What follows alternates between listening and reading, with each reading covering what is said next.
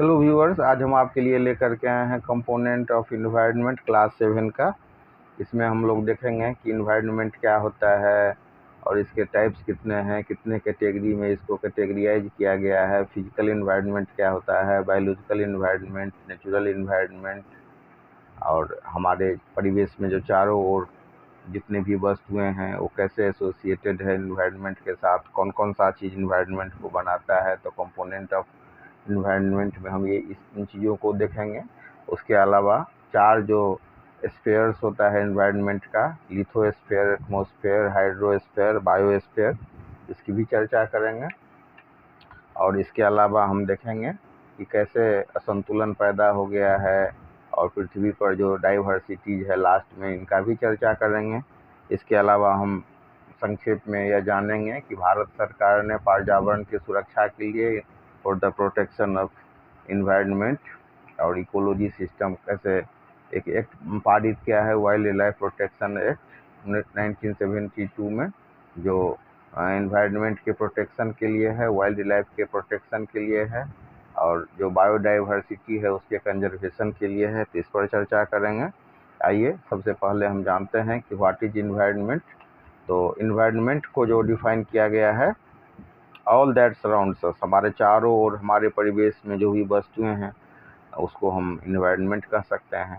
अगर हम थोड़ा सा डिटेल्स में जाएं तो हम कह सकते हैं environment in its true sense can be defined as all that surround us. और संक्षेप में तो इतना याद रखिए कि ऑल दैट सराउंड अस, हमारे चारों ओर जो भी वस्तुएं हैं घेरे हुए हैं, हमारे आसपास में परिवेश में जो भी वस्तुएं हैं सब मिल करके इन्वायरमेंट का निर्माण करता है।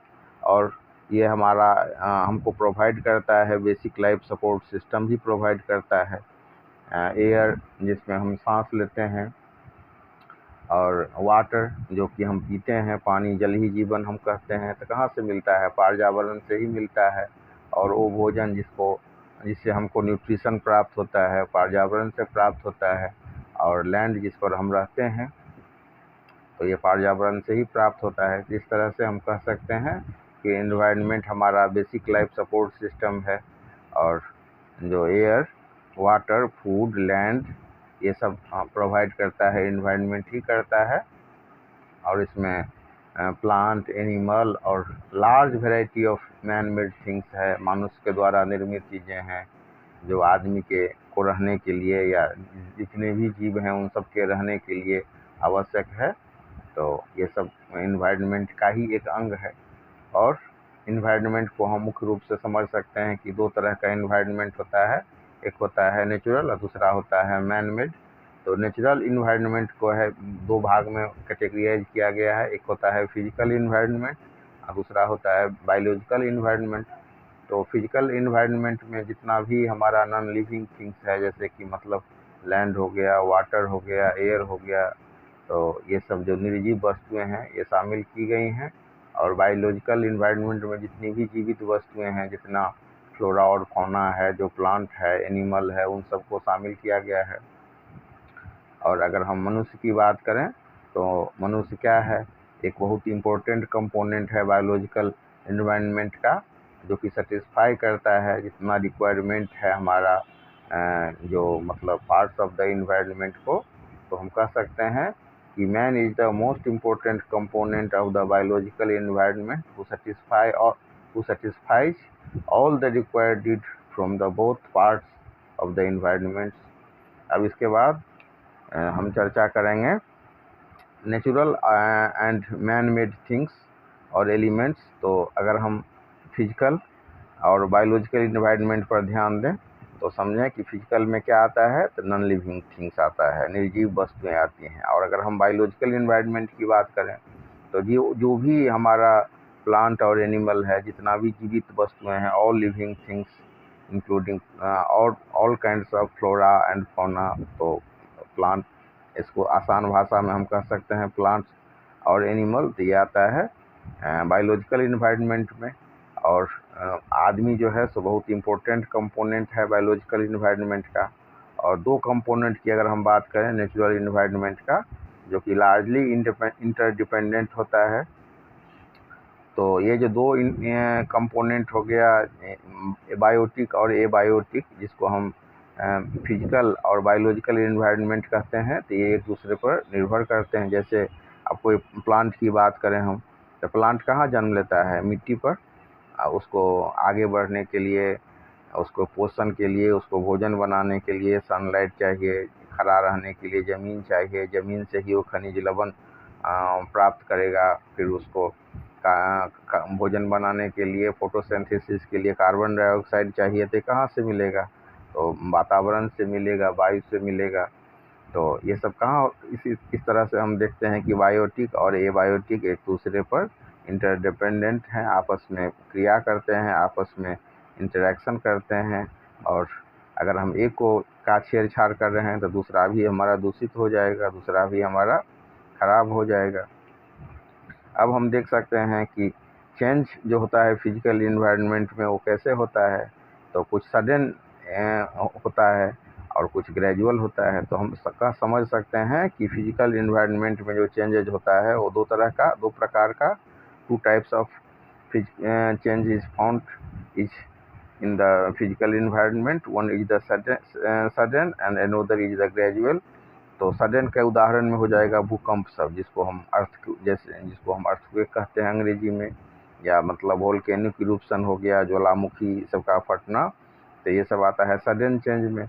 और अगर हम ग्रेजुअल चेंज की बात करें तो हम मिट्टी का उदाहरण ले सकते हैं, जिसको बनने में साल लग जाता है, सैकड़ों हजारों साल लग जाता है। इस तरह से हम इसको समझ सकते हैं। अब हम चर्चा कर रहे हैं 4 स्फीयर ऑफ इन्वायरमेंट का, जिसको हम बोलते हैं लिथोस्फीयर। तो लिथोस्फीयर का माने क्या होता है? Sphere of rocks.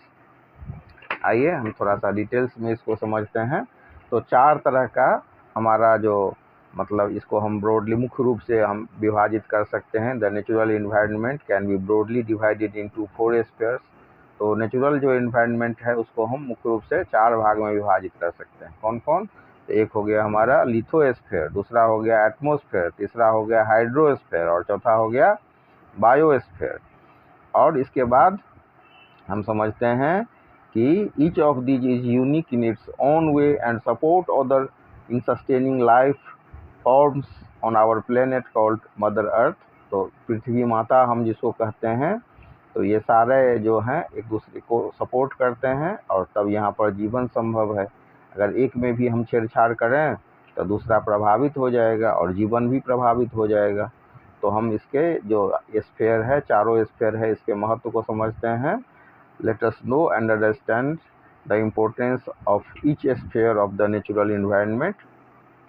तो सबसे पहले हम चर्चा कर रहे हैं लिथोस्फीयर का। तो लिथोस्फीयर का मतलब क्या होता है? Sphere of rocks. तो पृथ्वी पर हम जो देख रहे हैं, चट्टान सब देख रहे हैं, सॉलिड जो लेयर देख रहे हैं, ये सब क्या है? लिथोस्फीयर ही में आता है। और 1000 किलोमीटर की जो मोटाई है इस पृथ्वी के सतह, 100 किलोमीटर, 100 किलोमीटर का जो ये थिकनेस है, ये आता है लिथोस्फीयर में। और ये मुख्य रूप से हम देखते हैं पृथ्वी के का जो सतही भाग है, जो upper most part of the lithosphere, तो कौन चीज़ का बना होता है? तो रॉक्स का बना होता है। और रॉक्स में कौन कौन चीज़ होता है? तो सिलिका, एल्यूमिनियम, जिसको हम सियाल कहते हैं। इसके बाद सियाल लेयर के जो नीचे होता है रॉक सब होता है, तो उसमें मैग्नीशियम होता है, सिलिका और मैग्नीशियम पाया जाता है, जिसको हम सीमा बोलते हैं। अब इसके बाद lithosphere is that part of the earth which provides us land over which we live. यही वो भाग है पृथ्वी का जो हमको भूमि प्रदान करता है, जहाँ पर हम निवास करते हैं। हम मतलब जितना भी एनिमल है और जितना भी फ्लोरा और फौना है, जितना भी प्लांट और एनिमल है, सब का निवास स्थान कहाँ है? हैबिटेट कहाँ है? हर एक जो जीव है, एनिमल है और प्लांट है, उसको ये लिथोस्फीयर ही प्रोवाइड करता है जगह रहने के लिए। तो हम इस तरह से हम कह सकते हैं कि lithosphere is that part of the earth which provides us land over which we live. अब हम चर्चा कर रहे हैं एटमॉस्फेयर का। तो एटमॉस्फेयर क्या होता है? तो स्फीयर ऑफ एयर्स। अब हम जानते हैं कि एटमॉस्फेयर में जो मिक्सचर ऑफ गैसेज है, जिसमें कि मतलब नाइट्रोजन हो गया, ऑक्सीजन, कार्बन डाइऑक्साइड, ओजोन, ये सब होता है। तो it is a gaseous envelope extending about 1600 kilometre 1600 kilometre over the earth surface. तो पृथ्वी के सतह से 1600 किलोमीटर के ऊंचाई तक इसको हम अवस्थित मान सकते हैं। एक्चुअली में इससे ऊपर भी अवस्थित है, लेकिन वो बहुत रेयर हो जाता है। और तो इस तरह से जो एक्चुअल हमारा ये है एक पृथ्वी का कवर 1600 किलोमीटर, तो ये एटमॉस्फेयर है। और of the total mass of the atmosphere 99% exist with in 32 kilometre. और इसमें भी जो 1600 किलोमीटर की जो हम बात करते हैं, उसमें से 99% जो है 32 किलोमीटर हाइट तक ही एग्जिस्ट करता है, अस्तित्व में रखता है।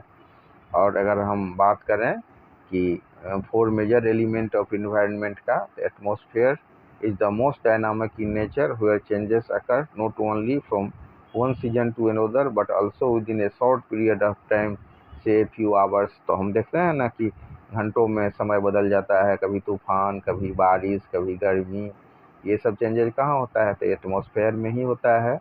तो these sudden changes produce changes in atmospheric condition which affect our life both directly and indirectly। तो प्रत्यक्ष या अप्रत्यक्ष ढंग से ये जो सडन चेंजेज होते हैं, ये हमारे जीवन को प्रभावित करते हैं। और इसके बाद हम चर्चा कर रहे हैं हाइड्रोस्फीयर का। तो हाइड्रोस्फीयर का अर्थ होता है स्फीयर ऑफ वाटर। तो हम जितना भी ओशियन, रिवर, लेक देख रहे हैं पृथ्वी के सतह पर, देख रहे हैं पानी का जो भंडार हम देख रहे हैं, वो सब कंसर्न होता है हाइड्रोस्फीयर से।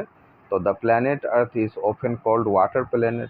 और ब्लू प्लैनेट पृथ्वी को जो हम नीला ग्रह कहते हैं, ये क्यों कहते हैं? पानी की उपस्थिति के कारण। तो जो भी वाटर बॉडीज हम देख रहे हैं, रिवर, लेक, सी और ओशियन, तो ये कवर करता है 71% ऑफ द अर्थ सरफेस का। तो 71% अर्थ सरफेस में हम इसका एग्जिस्टेंस मान सकते हैं हाइड्रोस्फीयर का। और पानी का जो डिस्ट्रीब्यूशन है वो यूनिफॉर्म नहीं है पूरा नॉर्दर्न और साउदर्न स्फीयर में। अगर हम बात करें हेमिस्फीयर वाइज, तो हम कह सकते हैं कि 43% of the total area covered by water lies in the northern hemisphere whereas the remaining 57% lies in the southern hemisphere. तो जितना पानी है उसका 43% भाग जो है नॉर्दर्न हेमिस्फीयर में है, और 57% जो रेस्ट बच गया वो साउदर्न हेमिस्फीयर में है। और अगर हम ओशियन की बात करें, तो ocean hold 96.5% of water on earth. जो जितना पानी है उसका 96.5% जो है वो ओशियन कवर करता है, ओशियन को जज करता है, समुद्र में है।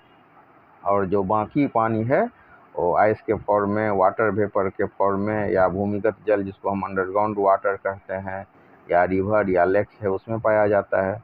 अब उसके बाद हम अंतिम में चर्चा करते हैं बायोस्फीयर का। तो बायोस्फीयर का मतलब होता है स्फीयर ऑफ लाइफ। तो जहाँ भी जिंदगी हम देख रहे हैं, चाहे वो सूक्ष्म जीव का हो या मतलब बड़े जीव का हो, तो अमीबा से लेकर के हाथी, शुतुरमुर्ग, व्हेल तक सब बायोस्फीयर में आता है। और ये नेरो जोन है, contact between all the other 3 sphere of environment where all kind of life exist। तो हर एक जो जीवन यहाँ जो अस्तित्व में है ये बायोस्फीयर में है। और जितना भी हमारा जो प्लांट, एनिमल, माइक्रोब्स, ये सब इसमें पाया जाता है। अब इसके बाद हम देख सकते हैं कि पृथ्वी पर डाइवर्सिटी कितना ज़्यादा है। और डाइवर्सिटी लैंड में, सॉइल में, प्लांट में और एनिमल में हम देख सकते हैं।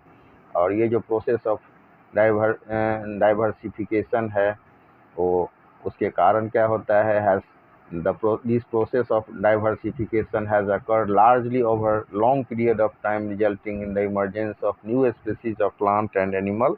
इस तरह से नए नए जो प्लांट और एनिमल का जन्म। तो पृथ्वी पर विविधता को हम देख सकते हैं, अनुभव कर सकते हैं, ज़मीन में, मिट्टी में, प्लांट में, एनिमल में। और अलग अलग इतने तरह के प्रजातियां हैं, हम देख सकते हैं आम का 3-4 हज़ार वेराइटी है। तो ये कैसे हुआ? कोई साइंटिस्ट ने सब वेराइटी को नहीं बनाया है, ये प्रकृति के द्वारा जो यहाँ डाइवर्सिटी है लैंड में और मतलब मौसम में और जो तापाक्रम में, तो उसके कारण ये पैदा हुआ है।